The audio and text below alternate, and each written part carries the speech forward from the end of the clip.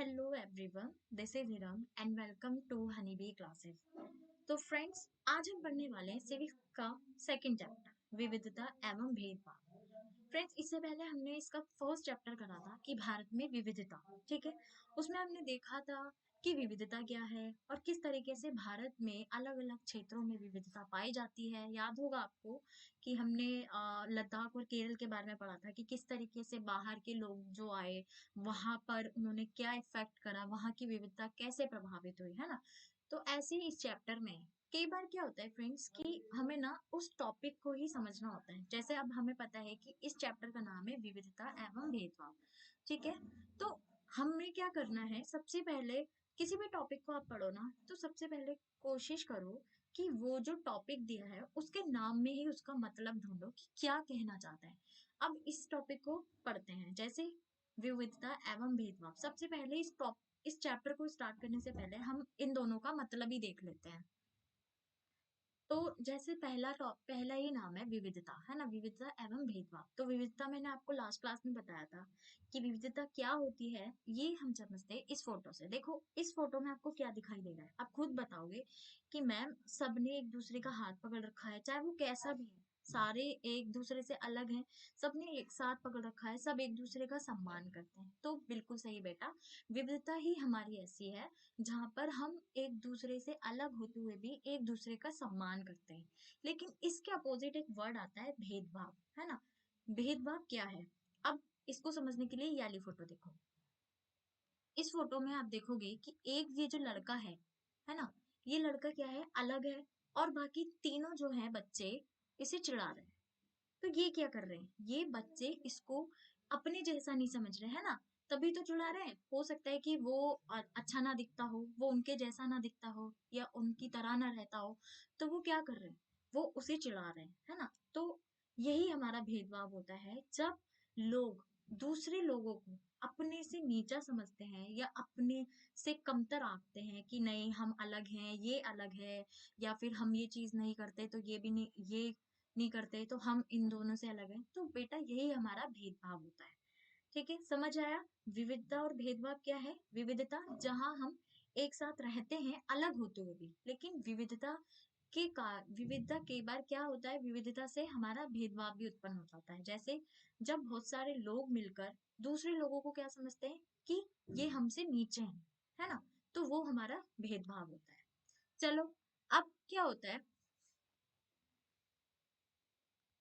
अब नेक्स्ट है हमारा पूर्वाग्रह। ठीक है, तो इस टॉपिक को समझने के लिए भी हम देखेंगे कि जो टॉपिक का नाम है पूर्वाग्रह। पूर्वाग्रह मतलब शब्दों को तोड़ो, पूर्व आग्रह मतलब जो चीजें हमारे माइंड में पहले से हैं। ठीक है, पूर्वाग्रह आपको हो सकता है ये समझना है, लेकिन हम इसे एग्जाम्पल के थ्रू समझते हैं। देखो ये क्या पिक्चर है, ये पिक्चर आपको दिख रही है, ये पिक्चर एक गांव की है ना, और ये पिक्चर एक शहर की है। अब क्या होता है, कई बार जैसे हम जैसे शहरों में रहते हैं, हो सकता है बहुत से बच्चे गाँवों में भी रहते हो, लेकिन शहर वाले बच्चे क्या सोचते हैं कि ना, कि गाँवों में बिजली नहीं आती, या फिर हो सकता है कि गाँव में जो है लोग जो है घरों, मतलब उनके पक्के घर नहीं होते, वो झोपड़ियों में रहते हैं, खेती करते हैं, है ना। या फिर हो सकता है वो सोचते हो कि मतलब पहले से ही कि आधे से ज्यादा जो भारत की जनसंख्या है वो गांव में रहती है, या फिर वो अपने हेल्थ को लेके सतर्क नहीं होते। ऐसी गांव वाले जो है शहर वालों के लिए भी सोच सकते हैं। जैसे वो सोचते हैं कि शहर में तो लोग बहुत आलसी होते हैं, उनको जो है उनको बस अपने काम से मतलब होता है, या फिर बोल सकते हैं वो कि किसी पे हम भरोसा नहीं कर सकते, है ना, और वो चालाक होते हैं, भ्रष्ट होते हैं। तो ये सारी चीजें हमारे माइंड में पहले से ही है ना। तो और पहले से कैसे है, क्योंकि पहले से इसलिए क्योंकि हमने ऐसा मान लिया है कि ऐसा ही होता है वहां पर। हमारे पास इसका कोई पुख्ता सबूत नहीं है कि ऐसा ही है। हो सकता है एक आध ने करा हो, लेकिन सबको हम एक जैसा नहीं बोल सकते। तो अब आप खुद देखो कि आपको मैंने जैसे बोला कि बहुत सारे लोग ये मानते हैं कि गांव में ना सड़कें भी अच्छी नहीं होती। हम्म, तो आपको लगेगा कि हाँ मैम, ऐसा ऐसा सच्ची में है। तो ऐसा ऐसा हम सारे गांवों के लिए तो नहीं कह सकते, लेकिन हमारे मन में ये बात बना दी गई है। ठीक है, यही हमारे क्या होते हैं, पूर्वाग्रह। ठीक है, जब क्या होता है, जब हम किसी के बारे में पहले से ही मन में कुछ बना लेते हैं या अपनी राय बनाने लगते हैं कि नहीं ऐसा ही है, तो वो क्या कहलाते हैं, वो पूर्वाग्रह कहलाते हैं। ठीक है, और ये ज्यादातर नेगेटिव होती है। नेगेटिव मतलब ऐसा समझो, जैसे कई बार क्या होता है कि हम बोल देते हैं किसी व्यक्ति को कि ये तो कंजूस है। चाहे वो कंजूस ना हो सकता है उसने कभी ऐसा दिखाया हो, लेकिन हमने अपने मन में ऐसी बातें मान ली हैं। ठीक है, समझ आया पूर्वाग्रह। चलो नेक्स्ट टॉपिक पे चलते हैं इसके। नेक्स्ट टॉपिक है लड़के व लड़की में भेदभाव। तो बच्चों इस टॉपिक में हम देखते हैं कि किस तरीके से लड़के और लड़कियों में भेदभाव किया जाता है। ठीक है, आप इस टॉपिक को ना ऐसे समझो, जैसे ना आपको क्या है, एक स्टोरी बताती हूँ मैं। आपको क्या करना है कि ना आपको अपनी मामा की लड़की के बर्थडे में जाना है। तो आपके माइंड में क्या आएगा, सबसे पहले आप उसके लिए क्या लेके जाओगे? ऑब्वियसली आप बोलोगे कि कोई डॉल ले लो या फिर कोई सॉफ्ट टॉयज ले लो। हम्म या फिर घर ले लो, या फिर कोई मेकअप का सामान ले लो, आप ऐसी चीजें लेके जाओगे। ठीक है, लेकिन अगर मैं बात करूं कि आपको किसी लड़के के बर्थडे में जाना है, तो आपके माइंड में क्या आएगा कि कोई कार ले लो, कोई खिलौना ले लो, कुछ ऐसा ले लो जो वो जो यूज कर सके। ठीक है, तो ये चीज देखो कि आपने ये चीज देखो कि किस तरीके से हम लड़के और लड़कियों के साथ भेदभाव करते हैं। ठीक है, आप जैसे किसी लड़की को अगर किसी लड़की को कुछ और भी तो दे सकते हो, जैसे हवाई जहाज दे सकते हो। लड़कियां भी तो आजकल पायलट होती है, लेकिन नहीं, हम क्या करते हैं, हम बचपन से ही लड़के और लड़कियों में भेदभाव करना शुरू कर देते हैं कि वो लड़की है तो उसे ध्यान से रहना चाहिए, उसे आराम से बोलना चाहिए, सबसे प्यार से बात करनी चाहिए। लेकिन हम मान लेते हैं कि नहीं, लड़का है तो चलो वो तो गुस्सा भी उसका चल जाएगा, लेकिन लड़की है तो गुस्सा नहीं होना चाहिए। ये, या फिर आपने देखा भी होगा कि हम कई बार बोलते भी हैं कि रो मत, लड़कों से बोलते हैं रो मत, तुम लड़के हो, एकदम स्ट्रांग बनो, है ना। लेकिन लड़कियां रोती हैं तो कोई बात नहीं, रोती हैं रोने दो, है ना। तो ये चीजें क्या है, इस तरीके से हम लड़के और लड़कियों में भेदभाव करते हैं। हो सकता है कई बार लड़कों को भी तो रोना आ सकता है ना, उनकी भी तो फीलिंग्स हैं। तो इस तरीके से कई बार क्या होता है, हम ये भी देखते हैं कि हमारी दादी माँ कहती है हमसे कि लड़कों की तरह बात मत करो, लड़कों की तरह मत चलो, ये चीज है। ठीक है, तो आप ये चीज देखो कि किस तरीके से बचपन से ही लड़के और लड़कियों में भेदभाव किया जाता है। ठीक है, समझ आया ये। चलो तो नेक्स्ट टॉपिक पे चलते हैं हमारा। अब बात करते हैं कि क्या सिर्फ लड़के और लड़कियों में ही भेदभाव होता है या फिर और भी ऐसी चीजें होती हैं जो भेदभाव उत्पन्न होता है। तो कई बार आपने देखा होगा कि जो बच्चे होते हैं वो हो सकता है कि व्हील चेयर पे चलते हो या फिर किसी सहारा लेते हो, तो उनके लिए हम कई बार खास स्पेशल वो सिंपैथी रख लेते हैं। तो कई बार हम उनके लिए क्या कर लेते हैं कि जैसे ये फोटो देखो आप, इस फोटो में आप देख रहे हो कि इस फोटो में ये लड़का जो है आ, सहारा लेके चल रहा है। ठीक है, तो अब हम क्या सोचेंगे कि भाई ये तो कुछ नहीं कर सकता, या फिर हो सकता है कई बार मजाक उड़ाते हूँ बच्चे इसे देख के, है ना। या फिर ये है, ये लड़की है, ये लड़की बोल रही है कि मैं एक इंसान हूँ, मुझे शर्म आती है क्योंकि सब मुझे देखते हैं। हम ज्यादातर सोसाइटी में क्या होता है कि जो भी बच्चा होता है या फिर कोई भी ऐसा व्यक्ति होता है जो ऐसे व्हील चेयर पे चलता है, हम उसे मुड़ मुड़ के देखते हैं। हमें ऐसा नहीं करना चाहिए क्योंकि ये गलत है, क्योंकि फीलिंग्स तो सब में है ना। हो सकता है उसे रोना आता हो, क्योंकि वो तो खुद ऐसे अपने आप को सोचते हैं। तो हमें क्या करना है, ऐसे लोगों के साथ हमें भेदभाव नहीं करना। ठीक है, उनको भी हमें अपने जैसा ही समझना है, कभी किसी को कमतर नहीं आंकना, या फिर ऐसा नहीं सोचना कि ये तो सहारा लेके चलता है तो हो सकता है इसका दिमाग भी कम हो, ऐसा नहीं सोचना। ठीक है, इसीलिए जो है भारत सरकार ने क्या करा है, पहले मतलब ऐसे बच्चों को विकलांग कहा जाता था। ठीक है, लेकिन अब क्या कहा है हमने, अब हमने इनको कह दिया है कि खास जरूरत वाले बच्चे। ठीक है, अब क्योंकि हो सकता है इन्हें किसी स्पेशल नीड्स की जरूरत हो, क्योंकि दिमाग तो सब में है, तो सिर्फ उन्हें जरूरत ही तो है, बाकी दिमाग तो उनमें भी है, वो भी कुछ कर सकते हैं। ठीक है, तो इन चीजों से भी भेदभाव उत्पन्न होता है। तो चलो नेक्स्ट टॉपिक की तरफ चलते हैं। नेक्स्ट है हमारा रूढ़िबद्ध धारणाएं बनाना। हम्म इसको हम समझते हैं अच्छे से। रूढ़िबद्ध रूढ़िबद्ध धारणाएं बनाना, इसको पहले देखते हैं क्या है। रूढ़िबद्ध यानी कि पुरानी जैसी जो धारणा है उसको हम वैसा का वैसा ही मान लेते हैं, या फिर हम बिल्कुल पक्का मान लेते हैं कि नहीं भैया ऐसा ही होता है। तुम कुछ भी कह लो, हम कई बार तो हम लड़ने पर भी आ जाते हैं सामने वाले से कि नहीं तुम गलत कह रहे हो, ऐसा हो ही नहीं सकता, ऐसा ही होता है जैसा मैं कह रहा हूँ, ठीक है।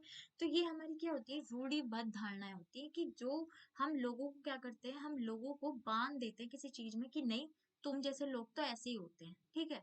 तो एक एग्जाम्पल के थ्रू समझते हैं इसको, जैसे ये पिक्चर देखो आप, है ना।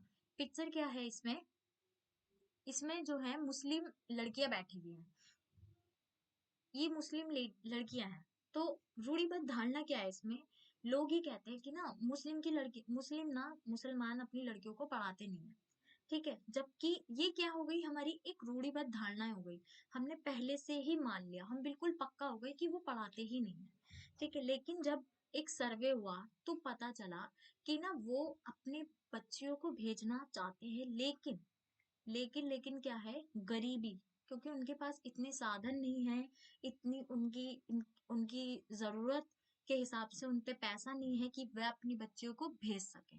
तो इसीलिए वो क्या करते हैं, इसीलिए वो अपनी बच्चियों को स्कूल नहीं भेज पाते, ठीक है। जबकि ऐसा नहीं है कि वो भेजना ही नहीं चाहते, बल्कि क्या रीजन है, गरीबी। लेकिन हमने समाज में रहते हुए हमने क्या मान लिया है कि वो भेजना ही नहीं चाहते, ठीक है। समझ आया। तो यही हमारी रूढ़िबद्ध धारणाएं होती है कि हमने पूरे मुसलमान, हो सकता है कि कहीं पे देखा गया हो कि हाँ भाई उन्होंने नहीं भेजना चाहते, लेकिन सारे मुसलमान ऐसा करें ऐसा तो नहीं है, सब अलग अलग होते हैं, है ना। तो लेकिन हमने क्या करा, हमने सारे एक जैसे सारे मुसलमानों को एक साथ बांध दिया, ठीक है। तो यही हमारी आगे चल के क्या बन गई, रूढ़िबद्ध धारणाएं बन गई। समझ में आया, समझ में आया तो आप एक बार मुझे कमेंट बॉक्स में जरूर बताना। तो चलो बढ़ते हैं नेक्स्ट टॉपिक की तरफ। नेक्स्ट टॉपिक में आपकी बुक में दिया है असमानता एवं भेदभाव। कुछ नहीं है, ये भी बहुत इजी सा टॉपिक है, आप भी बोलोगे कि मैम ये तो मुझे समझ में आ गया, भेदभाव क्या होता है, अब तो मुझे पता चल गया, अब तो मैं देखूंगा ना तो मेरे को पता लग जाएगा कि हाँ यहाँ पे भेदभाव हो रहा है, ठीक है। अब इस टॉपिक को हम अच्छे से समझते हैं। तो भेदभाव समझ में आया, तो क्या है इसमें, हमारा भेदभाव या असमानता का मतलब क्या है ये देखते हैं। इसमें है, पहला है, भेदभाव तब होता है जब लोग पूर्वाग्रह या रूढ़िबद्ध धारणाओं के आधार पर व्यवहार करते हैं। बिल्कुल सही है। पूर्वाग्रह मैंने अभी आपको बताया, पूर्वाग्रह मतलब पहले से ही हम किसी चीज को लेकर अपनी राय बना लेते हैं। और रूढ़िबद्ध धारणाओं का मतलब, ये कमेंट में आप बताएंगे कि रूढ़िबद्ध धारणाओं का मतलब क्या होता है। तो जब हम इन दोनों के आधार पर किसी व्यक्ति के साथ, किसी किसी समूह के साथ या समुदाय के साथ भेदभाव करते हैं या उनके साथ अलग व्यवहार करते हैं, तो हमारा वहां भेदभाव होता है, ठीक है। या फिर हम बोल सकते हैं कि जब हम लोगों को अपने अपने जैसा, मतलब हम अपने जैसा नहीं मानते या अपने से कम आंकते हैं, या हम बोलते हैं कि नहीं मुझसे दूर रहो, तो वो हमारा भेदभाव होता है। जैसे जैसे सपोज ऐसे करो कि आप जा रहे हो किसी कंपनी में, लेकिन किसी कंपनी ने आपसे बोला कि हम आप लोगों को जॉब नहीं दे सकते। तो यहाँ क्या हुआ, ये भेदभाव हुआ, क्योंकि कंपनी ने आपको किसी बेस्ड पर, या हो सकता है उन्होंने किसी पूर्वाग्रह या रूढ़िबद्ध धारणाओं के आधार पर आपके साथ ऐसा व्यवहार करा, तो वो हमारा भेदभाव हो गया, ठीक है। तो ये हमारा भेदभाव होता है जब हम किसी लोगों को किसी गति, मतलब एक्टिविटी में भाग नहीं लेने देते, या फिर उनसे दूर रहते हैं, या फिर उनसे बोलते हैं कि हमसे दूर रहो, उनको यू हम उनके हाथ से पानी लेना भी सही नहीं समझते, तो वह हमारा भेदभाव होता है। और पहले ऐसा होता भी था। पहले के जमाने में क्या था, अब तो खैर ऐसा नहीं है, पहले के जमाने में लोग मंदिर नहीं जाते थे, जो छोटी कास्ट के होते थे, ठीक है, उनको मंदिर में जाने से रोका जाता था, ठीक है। लेकिन जब भारत को आजादी मिली तो ये कानून भी हमने खत्म कर दिया। खैर, हम इसके बारे में आगे पढ़ेंगे कि किस तरीके से हमने अपने कानूनों में बदलाव करे जिससे हमारा भेदभाव कम हो सके, ठीक है। चलो नेक्स्ट टॉपिक पढ़ते हैं। नेक्स्ट टॉपिक हमारा भीमराव अंबेडकर के बारे में है, ठीक है। इसको हम अच्छे से समझेंगे कि किस तरीके से ये भी एक जो है, एक दलित, दलित का मतलब पता है ना, जो मतलब नीची कास्ट के होते हैं, ये भी एक दलित कास्ट समुदाय से थे, लेकिन ये आगे चलकर कितने बड़े बने, जिन्होंने मतलब भारत का संविधान लिखा, इनको पिता भी कहते हैं, कितने बड़े बने, ठीक है। आप खुद देखो कि लोगों ने ऐसी भी मिसाइलें पेश करी हैं कि जो बिल्कुल पहले तो, अब तो खैर एजुकेशन में भी बहुत ज्यादा चेंजेस आ गया है, लेकिन पहले तो एजुकेशन सबके लिए नहीं थी। लेकिन ये जो भीमराव अम्बेडकर जी हैं, ये इतनी नीचे कास्ट के होने के बावजूद भी इन्होंने अपनी कास्ट में अपनी कास्ट के लोगों के लिए मिसाल करा कि देखो भाई, ऐसा नहीं है कि हम नीची कास्ट के हैं तो हम कुछ नहीं कर सकते, हम भी कर सकते हैं। ठीक है, तो कभी भी हमें क्या करना है, हमें ये नहीं समझना कि नहीं हमारे पास ये नहीं है या हमारे पास पैसा नहीं है। हमें क्या करना है, हमें अपना बेस्ट करना है, और आप भी अपना बेस्ट करो। अगर आप पढ़ाई भी कर रहे हो ना, तो अपना बेस्ट करो कि किस तरीके से मैं ऐसी क्या करूं जिससे क्या हो, जिससे भारत का नाम रोशन हो। ठीक है, चलो इसके बारे में पढ़ते हैं। चलो अब पढ़ते हैं भीमराव अम्बेडकर जी के बारे में। ठीक है, पहला पॉइंट है इसमें, भारतीय संविधान के पिता एवं दलितों के सबसे बड़े नेता के रूप में जाना जाता है। अब आप खुद देखो कि ये खुद दलित थे, लेकिन क्या है, इन्होंने दलितों के बारे में, दलितों के लिए बहुत ज्यादा काम करा, और इन्हें हम भारतीय संविधान जी का पिता भी बोलते हैं, रक्षक भी बोलते हैं। ठीक है, इन्होंने जो है, मतलब सेकंड पॉइंट है इसमें, डॉक्टर अंबेडकर ने दलित समुदायों के अधिकारों के लिए लड़ाई लड़ी। ठीक है, मतलब जो दलित समुदाय थे, दलित समुदाय मतलब कौन से, जो नीची कास्ट के होते हैं या फिर नीचे समुदाय से होते हैं, उनके लिए लड़ाई लड़ी। ठीक है, तीसरा पॉइंट है, उनका महार जाति में जन्म हुआ था जो अछूत मानी जाती थी। ठीक है, महार जाति पहले के जमाने में ना बोला जाता था कि जो भी महार जाति होती है ना, उनको अछूत माना जाता था। लोग जो है क्या समझते थे, लोग उनको कुएं से पानी नहीं पीने देते थे। क्लास में भी क्या होता था, जैसे इन्होंने आगे हम इनकी कहानी भी पढ़ेंगे कि किस तरीके से इन्होंने भी अपने बचपन में भेदभाव को झेला, है ना। ऐसा नहीं है कि इन्होंने एकदम से पढ़ाई कर ली होगी, इन्होंने भी काफी सारी चीजें जो है झेली होंगी। ठीक है, तो तो नेक्स्ट है हमारा, डॉक्टर अंबेडकर ने दलित समुदाय के अधिकार के लिए लड़ाई लड़ी थी। ये दोबारा आ गया है तो इसे हमने पढ़ लिया है। तो नेक्स्ट चलते हैं, इसका नेक्स्ट पॉइंट है हमारा, अम्म, अंबेडकर अपनी जाति के पहले व्यक्ति थे जिसने अपनी कॉलेज की पढ़ाई पूरी की और वकील बनने के लिए इंग्लैंड गए। अब आप खुद देखो कि अपनी जाति के पहले व्यक्ति थे, यानी कि उस जमाने में लोग क्या हुआ होगा कि पहले पहले तो लोग एजुकेशन भी नहीं दिलाते थे, मतलब जो महार जाति थी अछूत माना जाता था। ठीक है, लेकिन इन्होंने जो है हर चीज इन्होंने फेस करी, तब भी इन्होंने अपनी पढ़ाई पूरी करी और वकील बनने के लिए भी ये इंग्लैंड गए। ठीक है, नेक्स्ट है, उन्होंने दलितों को अपने बच्चों को स्कूल कॉलेज भेजने के लिए प्रोत्साहित किया। मतलब बेसिकली इसमें यही है कि उन्होंने लोगों से आग्रह किया कि देखो आप दलित हो तो कोई बात नहीं, आप भी स्कूल भेजो, आप भी नौकरियां करो। ठीक है, इससे क्या होगा, इससे इससे जो है समाज में भेदभाव कम होगा, क्योंकि फिर जैसे जैसे लोग पढ़ेंगे, है ना, पढ़ेंगे, लोगों में लोग समझेंगे एक दूसरे को, तो भेदभाव कम होगा। तो नेक्स्ट है इसमें, उन्हें ऐसे धर्म की तलाश थी जहाँ पर सब एक जैसे माने जाए। ठीक है, बेसिकली बोल सकते हैं कि हिंदू में क्या होता है कि कास्ट सिस्टम होता है, लेकिन बौद्ध धर्म में सब अपना जो है एक जैसा मानते हैं, तो इन्होंने आगे अपना धर्म भी परिवर्तन करा। ठीक है, इनका मानना था कि हमें जो है एक ऐसा समाज बनाना है जहाँ पे सबकी इज्जत हो। ऐसा ना हो कि जो बड़ी कास्ट के हैं सिर्फ उनकी इज्जत हो, या फिर जो छोटी कास्ट के लोग हैं उनको ही दबाया जाए। इनका मानना था कि ना हमें इनका मानना था कि ना हमें एक ऐसा समाज बनाना है जहाँ पे सबकी इज्जत हो। ठीक है, समझ में आया। चलो मैं अब आपको इसकी कहानी बताती हूँ कि डॉक्टर भीमराव अंबेडकर के साथ किस तरीके से जो है भेदभाव उन्होंने बचपन में झेला। ठीक है, हुआ क्या था कि ना, तो ये कहानी जो है, ये है महाराष्ट्र के कोरेगांव की। होता क्या है कि इसमें ना भीमराव अंबेडकर जी 9 साल के हैं। ठीक है, तो ये भीमराव अंबेडकर जी और इनके भाई जो है कहाँ जा रहे हैं, पिताजी से मिलने के लिए जा रहे हैं। स्टेशन पे खड़े एकदम अच्छे अच्छे से कपड़े पहन रखे हैं, मतलब उन्हें देख के लग नहीं सकता कि कौन ये दलित है। ठीक है, तो होता क्या है, जब पूरा 1 घंटा बीत जाता है तो स्टेशन मास्टर आता है, वो बोलता है कि चलो, बच्चों बोलते हैं ना कि टिकट दिखाओ टिकट दिखाओ, तो ये टिकट दिखा देते हैं। ठीक है, तो टिकट दिखाने के बाद क्या होता है कि वो जब पूछते हैं कि आपको कहाँ जाना है, तो वो बताता है कि हमारे पिताजी आने वाले हैं, हम ऐसे ऐसे वेट कर रहे हैं, हमें कोरेगांव जाना है।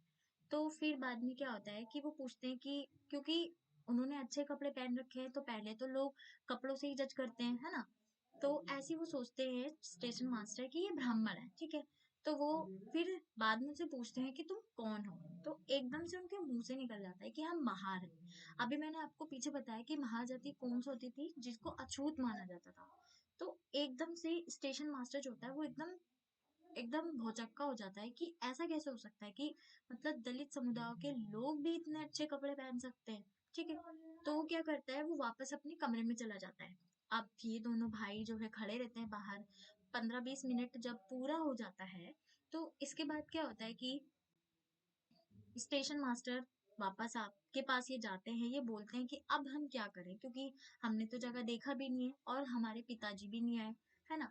तो वो बोलते हैं कि कोरेगांव जाने के लिए जो है हम, मतलब भीमराव अम्बेडकर जी बोलते हैं कि हमें जो है कोरेगांव जाना है। अगर बैलगाड़ी मिल जाती तो ज्यादा फायदा होता, हम पहुंच जाते, अभी निकल जाते।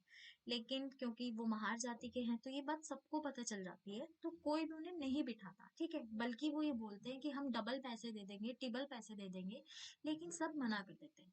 तो आपने देखा कि किस तरीके से एक महान हस्ती को भी बचपन में जो है भेदभाव का सामना करने पड़ा। उन्होंने इसी भेदभाव को आगे चलकर जो है परिवर्तन लाने की सोच करी, ठीक है। इसीलिए उन्होंने बोला कि हमें कैसा समाज बनाना है जहां पर सबकी इज्जत हो, है ना। अगर आप खुद सोचो, अगर वही उनकी जगह वो लोग ब्राह्मण होते तो एकदम से उनको गाड़ियां मिल जाती, लेकिन वो ब्राह्मण नहीं थे तो उन्हें बैलगाड़ी नहीं मिली, ठीक है। तो ये था इनकी जीवन का एक भेदभाव। तो चलो नेक्स्ट हम पढ़ते हैं, नेक्स्ट टॉपिक में क्या है हमारा। नेक्स्ट टॉपिक में है हमारा समानता के लिए संघर्ष, कि किस तरीके से समाज में समानता, पता है आपको, समानता जहां पर हम सब लोगों को एक जैसा समझते हैं, है ना, कि किस तरीके से समानता लाने के लिए क्या क्या संघर्ष या फिर मुश्किलें, चुनौतियों का सामना करने पड़ता है, ठीक है। तो सबसे पहले हम देखते हैं कि हमें, आपको भी पता है कि जब आजाद हुआ भारत, ठीक है, भारत आजाद हुआ तो सबसे बड़ा मुद्दा यही था, क्योंकि बहुत सारे धर्म थे, धर्मों में भी जातियां बटी हुई थी, फिर दलित भी आ गए थे। तो जाहिर सी बात है, मतलब बोल सकते हैं कि भेदभाव हुआ होगा। तो इसी चीज को भारत सरकार ने क्या करा, भारत सरकार ने सभी लोगों को समान मानने के लिए, कि ऐसा नहीं होगा कि जो लोग नीचे हैं तो वो नीचे ही रहेंगे, या फिर वो कूड़ा कचरा ही उठाएंगे, या फिर वो पढ़ लिख नहीं सकते, या वो नौकरी नहीं कर सकते, ऐसा नहीं होगा। इसीलिए सरकार ने जो है काफी सारे प्रावधान भी करे, ठीक है। तो चलो देखते हैं कि वो कौन से प्रावधान है जो भारतीय संविधान में प्रावधान किए गए, ठीक है। समझ में आया फ्रेंड्स यहाँ तक? तभी हम आगे का टॉपिक पढ़ेंगे। आप मुझे कमेंट में बताएंगे भी कि मैम भीमराव अम्बेडकर के बारे में जो आपने बताया था, हमने बुक में भी पढ़ा था, वो ऐसा ही है, मतलब किस तरीके से उन्होंने भेदभाव करा। और अगर आपको कुछ भी क्वेश्चन है तो आप कमेंट में पूछ लेना, ठीक है। नेक्स्ट है हमारा संविधान में प्रावधान। अभी मैंने बताया कि किस तरीके से हमारा संविधान, हमारा जो है, हमें समानता लाने के लिए हमने काफी सारी मेहनत करी। तो संविधान में क्या क्या बोला है, तो पहला है प्रत्येक व्यक्ति को समान अधिकार और समान अवसर प्राप्त है। मतलब पहले सबको क्या अधिकार है, कि सारे व्यक्तियों को एक जैसे अधिकार है। अगर कोई व्यक्ति खाना खाता है तो सभी व्यक्तियों को एक जैसे अधिकार है। अगर वो जॉब करना चाहता है तो वो जॉब कर सकता है, पढ़ना चाहता है तो वो पढ़ सकता है। दूसरा पॉइंट है हमारा अस्पृश्यता, यानी छुआछूत को अपराध की तरह देखा जाता है, ठीक है। मतलब अस्पृश्यता जी पहले बोला जाता था ना, कि मंदिरों में नहीं जा सकता कोई, या कुएं में से पानी नहीं ले सकता, तो हमने इस चीज को खत्म कर दिया, जो कि अच्छी चीज है। क्योंकि भाई जो अधिकार, क्योंकि व्यक्ति हैं सारे, और जो अधिकार हमें प्राप्त है वही सभी को, है ना। तीसरा है लोग अपनी पसंद का काम चुनने के लिए बिल्कुल आजाद है। ये बात बहुत अच्छी है, कि क्या बोला गया है, संविधान में बोला गया है कि चाहे कोई व्यक्ति किसी भी धर्म का हो, किसी भी जाति का हो, या वो किसी भी समाज से हो, वह अपने मन पसंद का काम कर सकता है, अपनी मन पसंद की वो जॉब कर सकता है, ठीक है। और लास्ट में आपकी बुक में बोला गया है कि भारत एक धर्मनिरपेक्ष राज्य है। वो धर्मनिरपेक्ष क्यों बोला गया है, धर्मनिरपेक्ष का क्या मतलब होता है बच्चे, देखो इसमें ये बात है, इसमें ये बोला गया है कि भारत का कोई भी धर्म नहीं होगा। ऐसा नहीं होगा कि भारत का कोई एक स्पेसिफिक धर्म हो जाएगा तो सभी लोग ऐसे हो जाएंगे। भारत में अलग अलग प्रकार के धर्मों के लोग रहते हैं। तो भारत ने क्या करा है कि सभी अपने लोग, जो सभी लोग हैं वो अपनी मनपसंद का धर्म चुन सकते हैं, जो एक की एक अच्छी बात है ना। क्योंकि इंसान के थोड़ा सेंसिटिव ज्यादा होता है वो अपने धर्म को लेकर, तो ये अच्छी बात है। तो फ्रेंड्स यही आपका चैप्टर ये फिनिश होता है। आई होप ये आपको समझ में आया होगा। और अगर आपको ये समझ में नहीं आया हो, या आपको लगे कि मैम आपको ये दोबारा कराना चाहिए, तो मैं दोबारा भी करा दूंगी। ओके, चलिए मिलते हैं नेक्स्ट क्लास में।